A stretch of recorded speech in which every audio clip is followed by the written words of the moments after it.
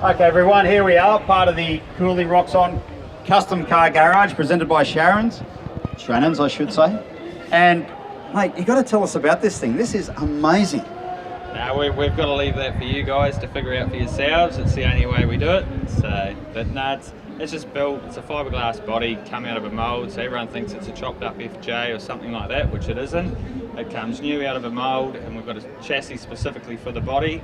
And from there, we try and build a car around it.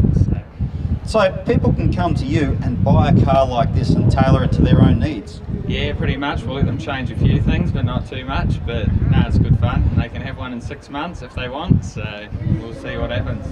Wow, it's easier and cheaper than getting married. This is awesome. Yeah. So what's under the bonnet? Just runs an LS1, this one, with just a 4-speed trans and auto, Jaguar front end and just a Commodore rear end. So all simple stuff, simple proven production stuff, which is good. So yeah. So really you got this really cool custom skin on top, but you got modern dynamics, good drivability, reliability, everything you want to make it a daily cruiser. Yeah, well that's right. It's got air conditioning and power windows, remote central locking, you push a button and it pops the boot. So I think in a car like this you've got to have that sort of stuff, otherwise the owner won't pay his bills. So. And where's the trailer for the kids? Because you wouldn't put the kids in the back, would you? Oh, you can fit about a 3-month-old in the back. I think we've worked out, and that's about it. But yeah, trailers are an optional extra we do. There you go. So where'd the inspiration for this thing come from? Well, Dennis Bedford originally made all the plugs and moulds for the body, and then from there we've worked on a few now and got 3 on the road. So yeah, and from there we'll see what happens. So if people would like to buy this, what would be the price?